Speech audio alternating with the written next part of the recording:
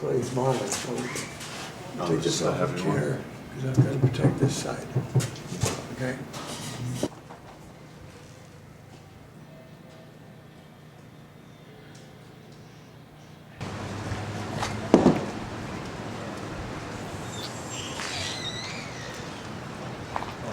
Well, we're disassembling the full-scale mock-up, which has been for several months on display at the Community National Bank.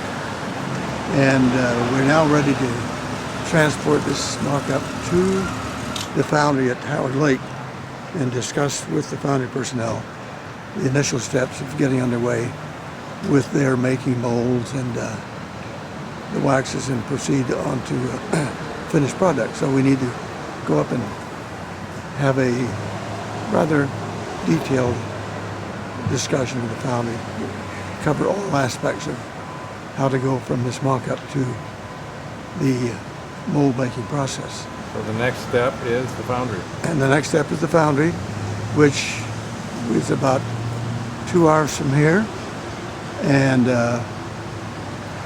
approximately 50 miles west of Minneapolis. And we should be there to get them started this afternoon. Sounds good. Yep. See you there. Oh, you bet.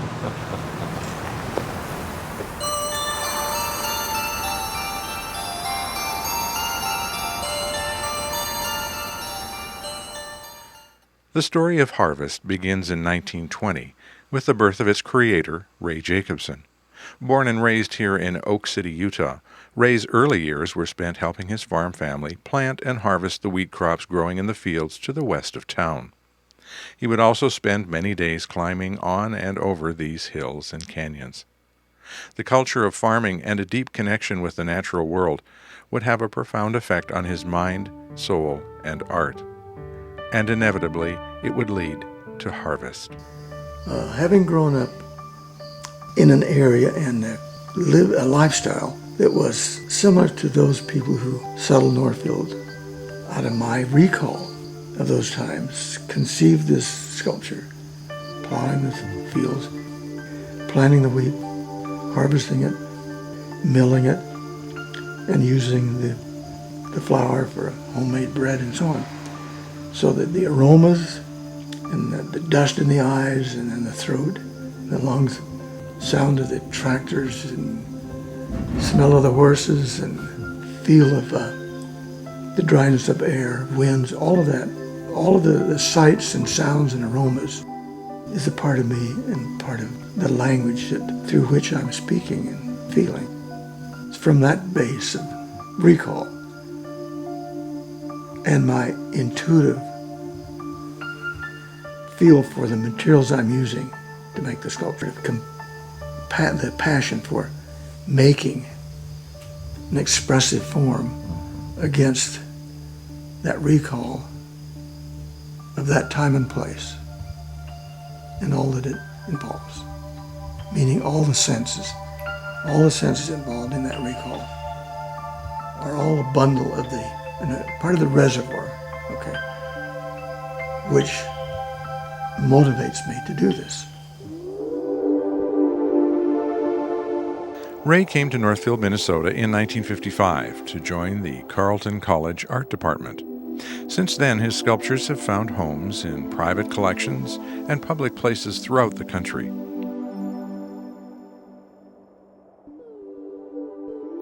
In Northfield, Ray has created 10 pieces, almost 1/4 of all the public sculptures in the community.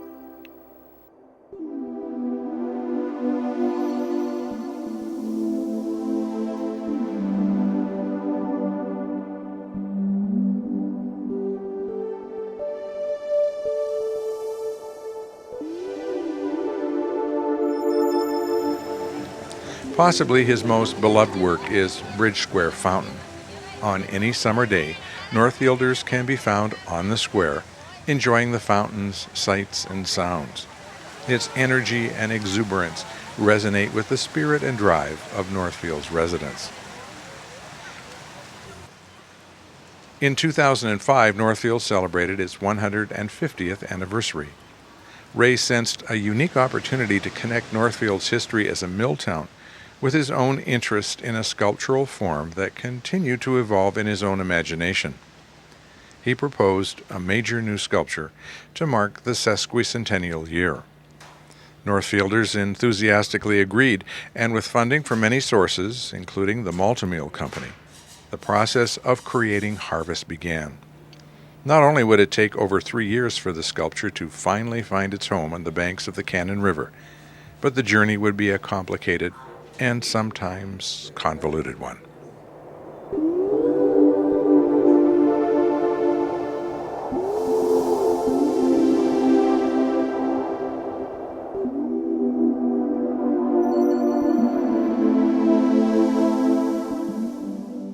Our next stop is Casting Creations in Howard Lake, Minnesota. Owned and operated by Wes Jones, Casting Creations is widely accepted as one of America's finest art foundries. Dedicated only to working with sculptures, the employees are highly skilled and experienced craftsmen and women. Today, Ray and Wes will go over Harvest's mock-up to determine how the sculpture will be cast and structurally supported. This first encounter between artist and master craftsman is an important one. It sets the tone for a relationship that will either lead to a successful outcome or not. Now, let's look at the upper parts. Again, you think you can't cast those in just 2 sections? Can't cast them in 2. Okay. They're just too big to handle. Okay. Let me get a tape measure and see what physical size they are. So what are you looking for, Wes? Well, my tank that I would dip these in is 31 inches, and I need to have it no more than like 29. So I'd have to probably make that in 4 pieces. I'd have to have one on this side of this ring, one on the other side, and one through there. But that's pretty big pieces to cast. I mean, I know. You know, it's not like that's big. I know. I realize that. Yeah, that's big. Well, if you cut through the wheat up there, would that be a cut across this way or that way? Oh, I'd probably go like this. Come up to here, go down this leaf, find a good spot to go up, and that's probably what. Okay. These guys are very good at detailing. That's not. And when I bottle the other side of the leaf, I'll just proceed to make it like that, and you guys determine how you're going to cut it. Run it down there, here, and then there. Exactly. Now we think alike somewhat, don't we? Yeah, we That's have good. to. There We has have to be to- support because this is going to be in a very public setting, and you can count on football types climbing on it, just to see if they can do it. Yeah. They will climb on it. Well, I did a 13-foot tall elk one time, and my wife decided that she was going to crawl up and sit on the head. And it was outside here, and I went to get the camera, and just then the artist drove in. She was stranded up there. She couldn't get down. Oh, That was pretty funny. what did the artist think about He it? thought it was funny. Oh, Yeah. But it was funny, yeah. Here she's stranded up there, just sitting there, and the artist drives in, and it's pretty good. Well, I'm glad you brought it up here, so we can discuss that stuff. A lot of things that everybody needs to understand to make it better for both of us. oh yeah, I said I thought it would Yeah. be more efficient for both. Yeah. You can do that.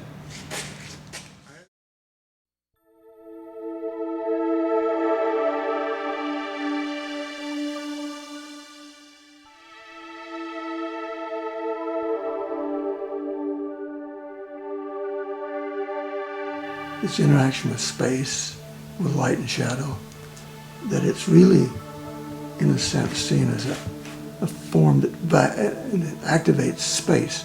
It takes possession of a certain space in which it provides action, activity, energy, dynamics. This closes space.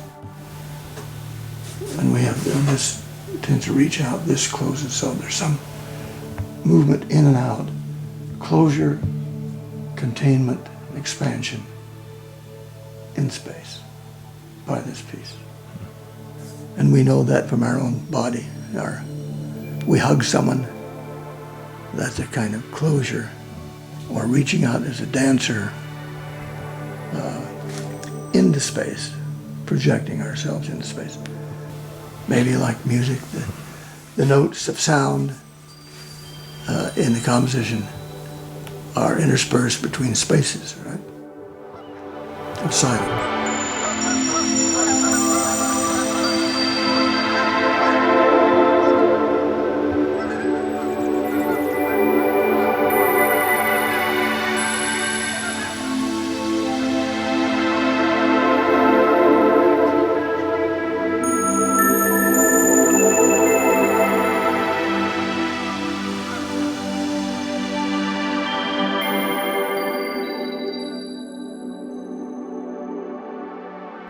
Upon returning from the foundry, Ray's next task is to prepare the sculpture's armature for the mold-making process to come.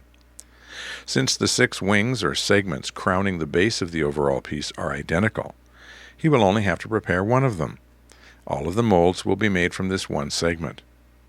Given the flat planes that characterize the shape of the sculpture, Ray was able to build the armature out of extra rigid, shellac-coated cardboard with internal wooden reinforcements.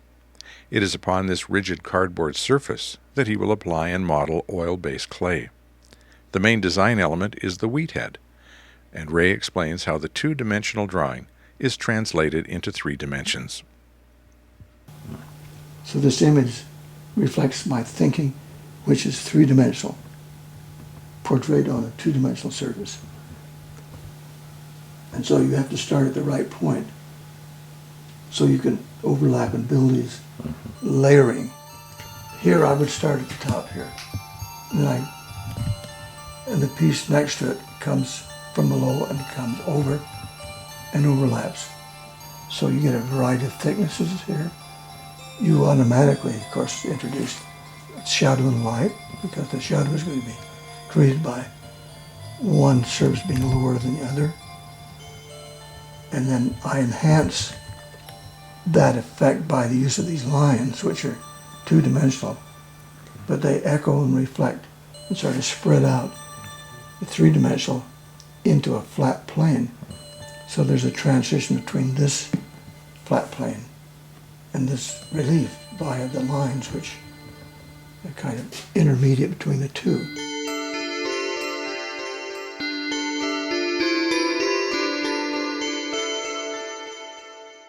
I need to be open to suggestions as they develop in my working the clay and take advantage of those suggestions, and sometimes they're useful and sometimes not. And if useful, I keep them and develop them and incorporate them in the final product. It's an intuitive, okay? The role of intuition, certainly, is major here. So the intuitive kind of response to the clay and make a little note, and suddenly I see it. It's a keeper, I like it, but I didn't pre-set it. So it's a discovery, in a way, that comes out of the intuitive response to what's going on while it's going on. You know, the referential connections are fine. People can make those on their own. But mainly this has to work in the language of the sculpture itself, as an aesthetic, in other words. Yeah, if it doesn't work aesthetically, of course, it can't be retained.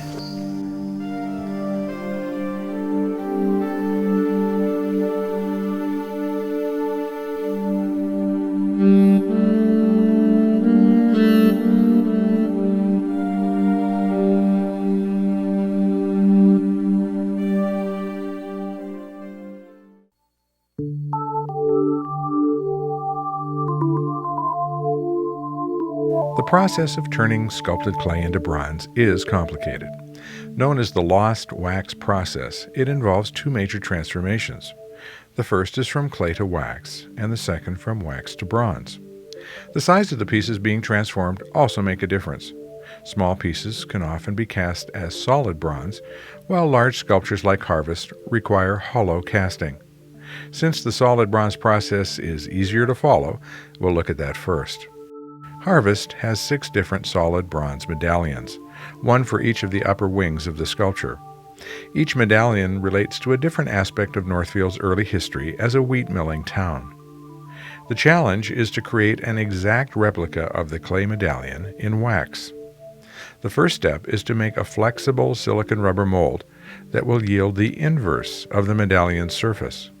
For example, the highest point on the medallion will become the lowest point in the silicon mold.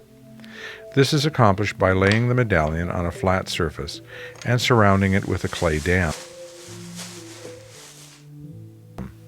Silicone and its catalyst are then mixed together in a ratio of 10 parts silicon to 1 part catalyst. The catalyst has a little bit of... If carefully applied so that no air bubbles are trapped in solution, this mixture will capture the medallion's smallest details. After 8 to 10 hours, the silicon cures and is ready to be separated from the medallion. Very tough, and it records all the detail in the negative. In this case, the wheat, of course, becomes from positive into negative. Since the silicone is flexible, it needs a supporting shell of plaster before the process can continue. The silicon mold is placed face down on the glass, and another dam is created. This dam is filled with liquid plaster, which then hardens as it dries. The final step is to fill the supported mold with a special microcrystalline modeling wax. So that make sure that we've got them filled up. And pour it sort of in one, let it flow down in all the recesses. This special casting wax consists of a matrix of extremely small crystals and will fill even the smallest corner or crevice of the silicon mold. Once cooled, it is separated from the mold, and the process of transforming clay into wax is completed.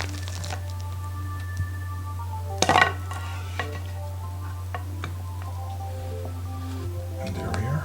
Some of the wheat stays in there. That is gorgeous. Well, that's perfect. That tells the whole story. That tells the whole story. It's not a problem. I assume with the variation between this thickness and that is not a problem. No. And the same would be true here. Once the wax versions were completed, Ray traveled to the foundry to see if the medallions were ready for casting. First, he reviewed the waxes with Casting Creations production supervisor, Karen Broberg. See that? To get them letters to fill much better might be tough, so I wouldn't throw this one away until you get one. Because you can fix this stuff a lot easier than the letters. Well, and on these letters, I've learned if you take and pour by them first with real hot, straight down. Sometimes we take a brush and kind of brush around to help pull the air bubbles out. Yeah, that's what I'm going to do. I didn't do it in this case. That's what I intend to do now. Kind of, and then pour it in.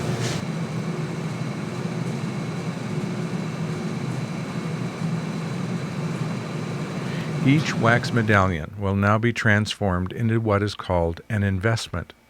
This is a shell around the wax that is made of rock-hard ceramic. It will eventually serve as the mold for the molten bronze. However, before this can happen, each medallion is augmented with thin sticks of red wax called vents. This venting allows heated air created in the shell by the coming wax burnout to be done in such a way that the integrity of the shell will be maintained. In addition, thicker wax sticks called gates are applied to the underside of the wax. Once encased, they will create channels for the molten bronze to follow as it fills the void where the wax had been. Wes explains the various steps involved in creating the investment. So what I'm going to do is I'm going to basically dip it in kind of a cleaner. called colloidal silica. And what it is just basically sand so fine that it is in suspension with water. It helps wet this out, because since this is water-based and this is wax, water on top of wax we want it to repel. This helps it so it doesn't repel the water. So this is ceramic. So I'm going to dip it in. Good. And I'm going to pull it out. The air is just to help pop those little bubbles. Well, if you had a bubble there, the ceramic shell is going to go over that, and you're going to have a little piece of, when you cast it, you're going to have a little piece of metal there. So it'll be a little round bubble of metal where that bubble is right now. Okay, so that's good. That's all good. I'm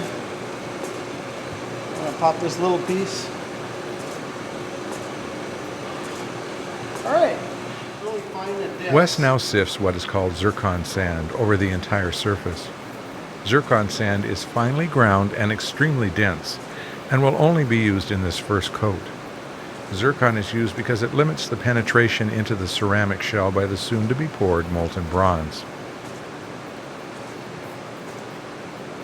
Just in case there's a little spot that I missed, this is called a fluidized bed. So when I step on this, it pumps the air down.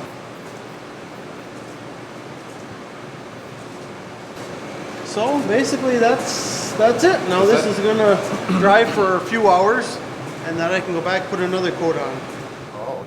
On subsequent coats, more coarse casting sand will be applied. Once a day for a week, the process will be repeated.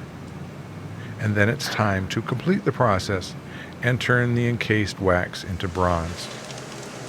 Here the wax is literally burned out of its ceramic shell.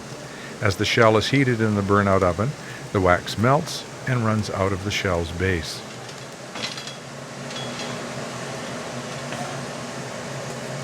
How does that look at the top? Cracks or anything? No? Good. Once the wax is completely melted or lost, the shell is heated in a kiln to a temperature of 1100 degrees Fahrenheit. This prepares it for the extreme heat of the molten bronze, which is poured at around 1700 degrees.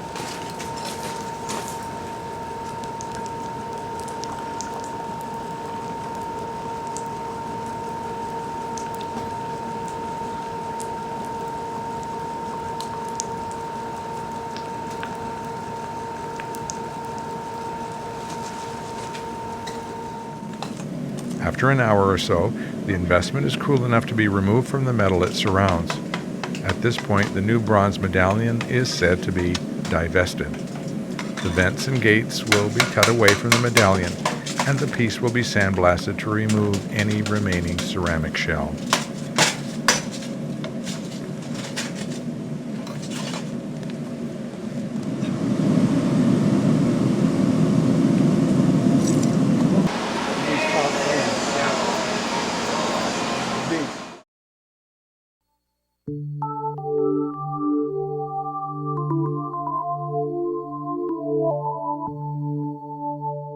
In general, the process of casting hollow forms is the same as that used for solid ones like the medallions.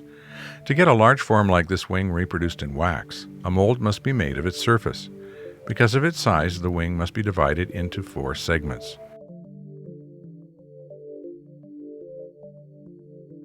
Strips of tin are placed on the form to isolate each segment. The segmented form is then sprayed with urethane rubber. Like the silicone rubber that Ray used in making the medallions, this mixture will pick up all the details of the form's surface. Once the urethane rubber cures, it is then sprayed with rigid urethane. This serves to support the mold just like the plaster that Ray used to support the molds for the medallions. Once completed, the wing is entirely encased in a rigid urethane shell. The next step is removing the shell and mold from the form. This stuff is all sprayed on. So we make the parting line with this tin where we're going to divide this up. So like this is going to be one piece we're going to cast, this is another piece, this is another piece, 4 pieces. And then this rubber material is sprayed on, and then that plastic is sprayed on also.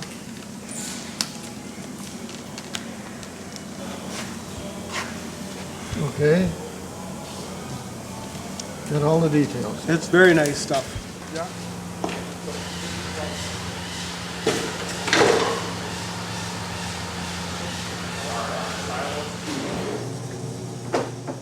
Once the urethane rubber mold and its casing have been removed from the clay-clad segments, Karen prepares them for waxing. She fits the mold segments together, securing them with small bolts. Once assembled, the mold is off to the waxing station. The melted casting wax is ladled into the mold. Right now I'm just putting the second coat of wax in. We start with the hotter wax for the first coat, and then after that, this one's maybe set at like 200 degrees. And just fill it up and slosh it around, pour it in.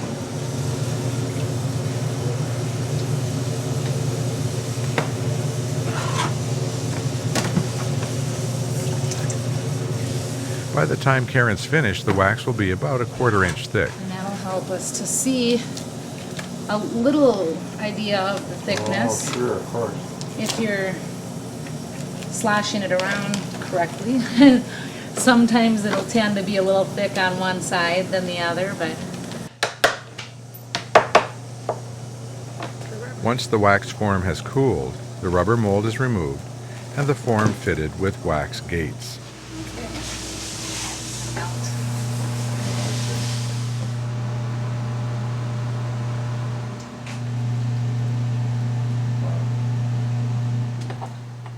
Once the gates are attached to the wax form, they are crowned by a styrofoam cup and handle. The cup will serve as the entrance point for the melted bronze to come.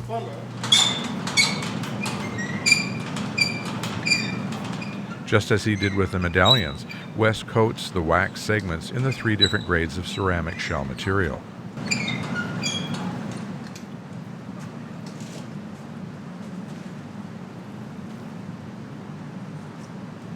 He continues until the wax form, the gates, and the cup are completely sealed in a coating of hard ceramic. Again, just like the medallions, the ceramic shell will be heated in the burnout oven and the wax inside it melted away. Finally, the shell is preheated and filled with molten bronze.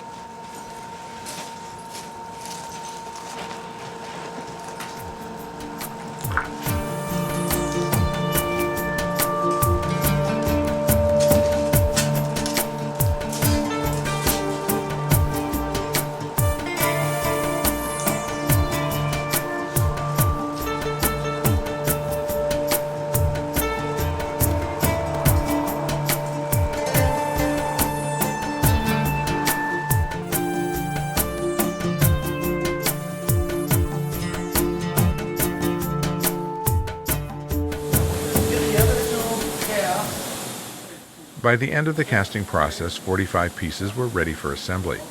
Because molten bronze does not cool evenly, the finished pieces have random imperfections and distortions and do not fit together perfectly.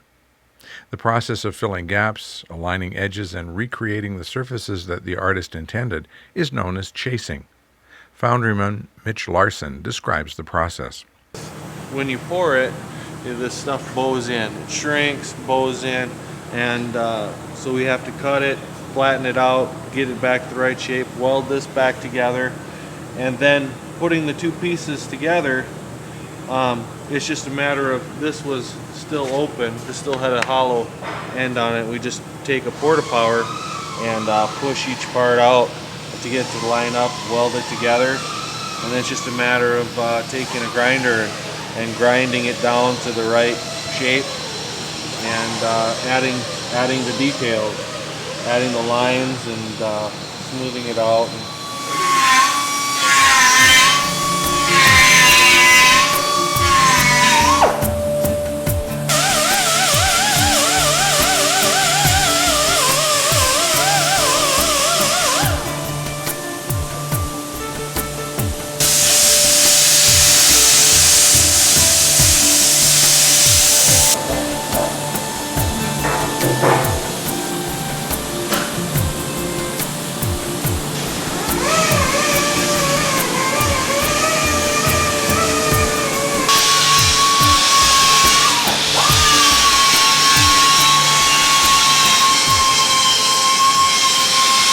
one of the things, it's got very unique things. It's got lines like this, which we can put in.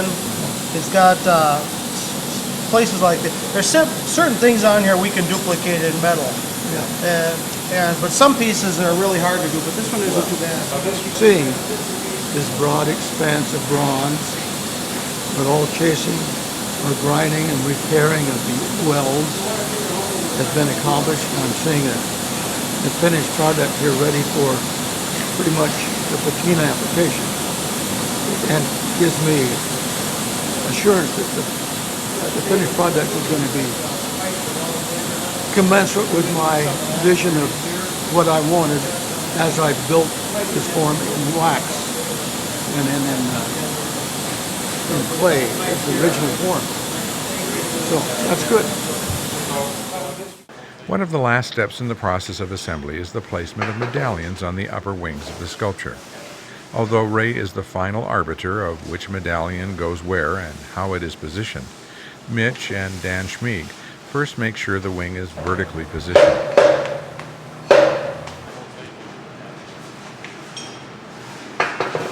Working in concert, the three find just the right visual relationship between each medallion and its respective wing.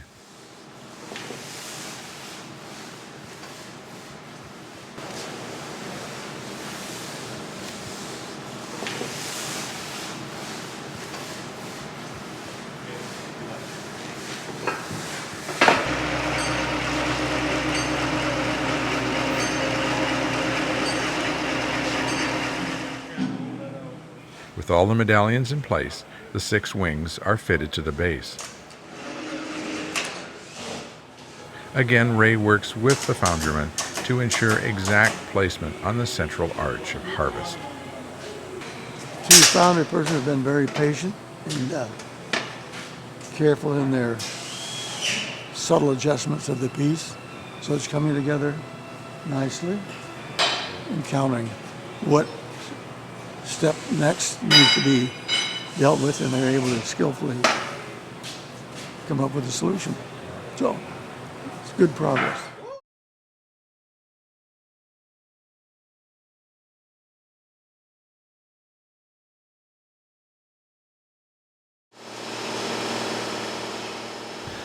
Once the chasing is completed, all the parts are sandblasted. This creates an even cast to the bronze that unifies the look of the overall sculpture. After sandblasting, the only step left before final assembly and the application of patina is wire brushing. This removes the dull cast caused by sandblasting and brightens up the bronze. It also prepares the bronze for the application of patina chemicals. Before patina is applied, it is essential that the artist and the foundry personnel agree on its color and density. Patina can either enhance or detract from the visual impact of the piece, and as Wes explains, the artist can sometimes lead the process in unexpected directions. You know, we both agree on this, and then the artist might go off this way because artists always design the thing as they go. No, you have to. Yeah, so it's like, well, yeah, this looks nice, but that's not what we were supposed to be going towards, you know, because they always change things. So. Yeah, I know. Yeah. There's that liability with artists. Yeah. I'm just kidding. You don't want to get it all done, and then the artist says, well, you know, I wanted it lighter or darker. And it's like, well, then you have to completely start over. But you like to have the artist there in one way because they can tell you what they want, but I don't know. I want to be here when you apply. All right. But I think you're correct. See, since I'm involved as the artist here, I'll be reasonable for sure. All right. In my mind, it'll be reasonable. Well, yeah, I'm sure. So better that I'm here and we together arrive at the solution before the wax goes on. Yeah. Well, okay, so far, Dan, Mitch, Karen have all done wonderful work. It's come to a point where it's really working. I have no problems, no Good. complaints. And I think we can finish her up on the same level. Yeah. Okay, good.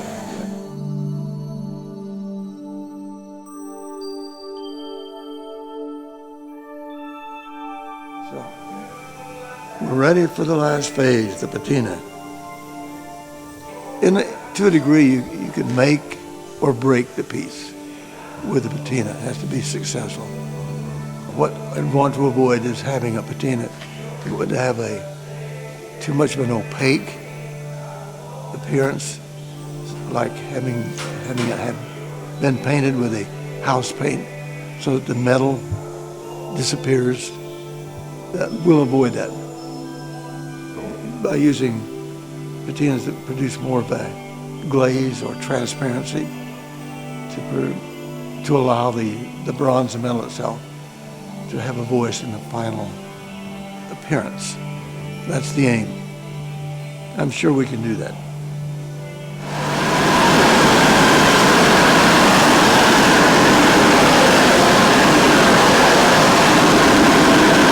Really light gold, so we'll just warm it up so we don't get a lot of overspray on the bottom, and then we'll start at the top and try to just get it even gold going down. Oh, it's always different depending on how thick the metal is. But this looks pretty even. It should be warmed up in about 10 minutes, I think.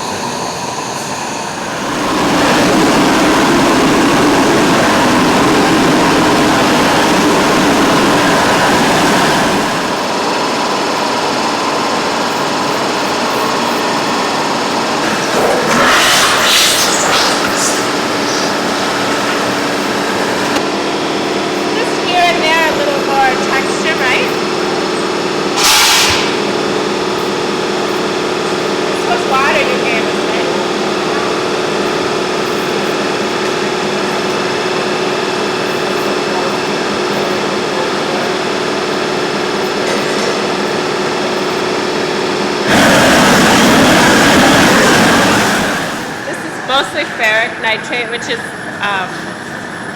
kind of acidic based from iron.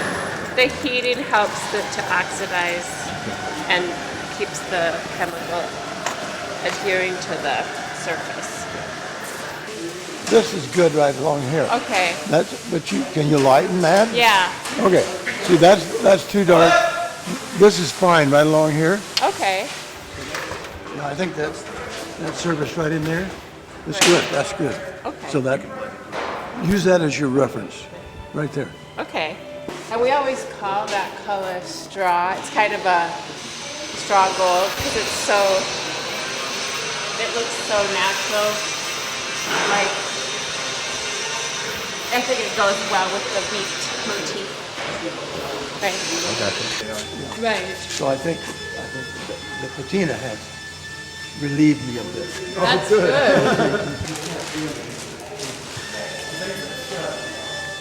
And fortunately, where we are is very good. I've approved. I think it's going to be successful. So this last phase, being a critical phase, has worked out just well. So These are existing trees. these 5 are the 5 existing, and then there's the big one down at the Really end. want to keep, really like to keep. So what I did was started to move up and down the edge, and then I came to this spot. One of the challenges for the city of Northfield was to find a suitable location for the sculpture and its surround. Fortunately, city planners were working on a redesign of the walkway along the Cannon River and were trying their best to position Harvest in the most advantageous location. Into the mill, as well as it's got open views to the highway because the other 4 trees are far enough back. Good. So what I initially started to do was to look at how it might fit along this edge, and one of the ideas that came up in the most recent streetscape meeting that we had with our task force was to create a series of opportunities to get down to the river. And these will be kind of naturalized, so with like big flat stones, or something that's more structured like seat steps. So in this situation, and just because that's where I was locating that, its proximity directly across the river to the other seating node was kind of nice. It's potential that we could locate an art pad here, or an art plinth, to support your sculpture. As I mentioned, this is about 36 feet across, so it's right now it's larger than essentially what you were hoping for. And then there would be these structural seats that go down to the edge of the river. So they slope down to, okay. Have a nice way to get down to the edge of the river and hang their feet in the river. Now I'm still trying to run this idea past the DNR, and most communities I've ever worked in, they've said no. I think once we get here, we can definitely work on ground plane to see what you were envisioning on the ground plane here and try to work that into this pattern. Right. So it's 14. That's So we could get it down to 20, or we can just play around with 28, it. that's good. The main thing 20 is is minimum. that we have more or less the general location, so we can keep going on the kind of the design direction of this whole thing. It's workable. What you're presenting here for the sculpture, the plaza, is workable in scale. Good. So we can move ahead. That's good. Okay. Very good. Perfect. Well, thank you. Thank you. Great, thank you very much. We'll be in touch.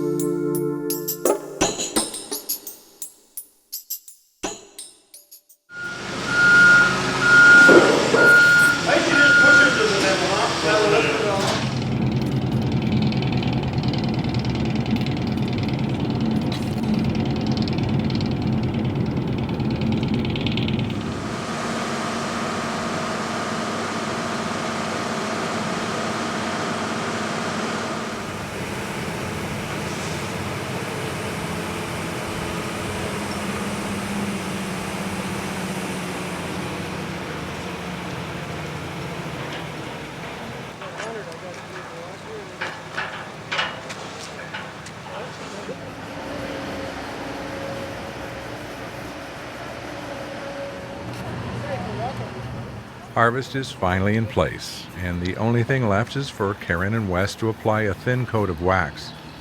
This protects the metal from oxidation and gives the sculpture a warm, freshly buffed appearance.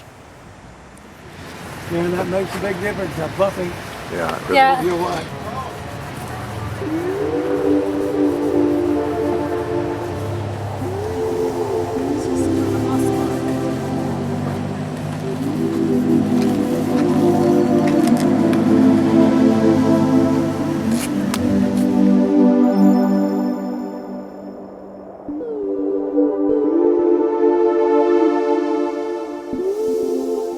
As a separate work of art, Harvest stands on its own. At the same time, Ray wanted Harvest to be seen and appreciated as an integral part of the sculpture's site. As a result, he created a design for Harvest's surround that echoes the full and partial circles which are apparent in Harvest's medallions and the lay of the sculpture's upper wings. Composed of 6 different types of Minnesota granite, the resulting pattern provides a colorful and rhythmic backdrop to the main work of art. Prior to installation, Ray appeared before Northfield City Council. He asked the city to cover the cost of using granite pavers in Harvest Surround rather than much less expensive concrete. All together as an art concept or an aesthetic concept. The result, the granite plus the bronze is a long-term investment that will serve the city for years and years and years without any maintenance problems. And I think what Mr. Jacobson's done and what the city's going to do is going to give our kids and all of us something proud of, to be able to say, I came from a town that thought about the river, thought about harvest, thought about our roots. And I think we as a community haven't quite caught this vision that Mr. Jacobson's already really formed for us. And when it comes true, we're all going to be really proud and very thankful. So thank you, Ray. Thank you for those comments. Ready to vote? All those in favor of Resolution 2008-040 signify by saying aye. Aye. Opposed, same sign. Thank you. Way to go, Ray. Okay, our next order of business is item 12. Small project. Once Northfield City Council approved funds for the granite pavers, expert tile installers began their work. Their skill and dedication resulted in a surround for Harvest that will last as long as the sculpture itself.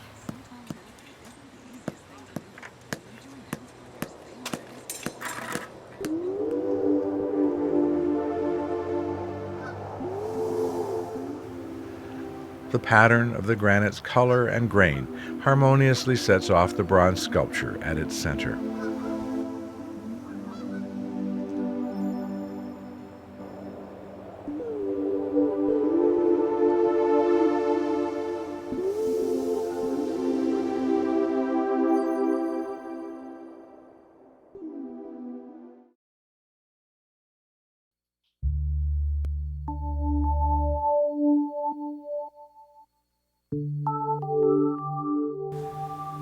With those of us who visit the site of the plaza, we'll find it as it interacts with the sun and the shadow, the rhythms of day and night, changing lighting, in other words. You'll find this very active, almost like a sundial, as it interacts with the changing light and direction of light, sun. So we'll have a sense that it's an ongoing, ever-changing form in our environment, and hopefully people can respond to that and experiencing it in time and place, a bit like, 3 nights ago I woke up at 2 o'clock in the morning and there's a full moon shining through our windows. We sat on a sofa in the bay window in this moonlight, meaning it's a special time, measured maybe in just a few minutes, where nature, in this case the moonlight, coming directly through the windows is just magnificent. What it tucks away in the memory is lasting. It adds to that reservoir of recall. From that well, from that reservoir, comes, I think, creative expression. Be open to those kinds of experiences because they do form the rich reservoir of one's source.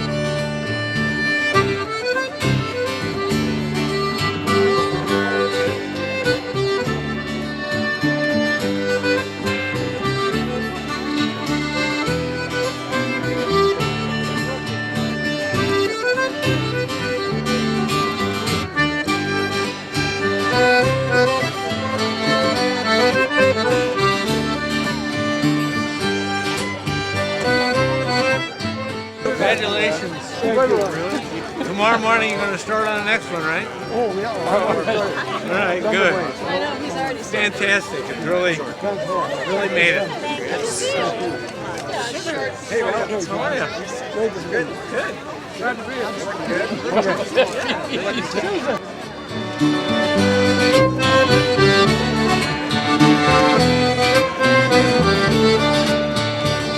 Well, this phase is over. Yeah. We still have something to do. We have monoliths to do yet. So we'll keep going. Right? Keep it rolling. Down by Survey.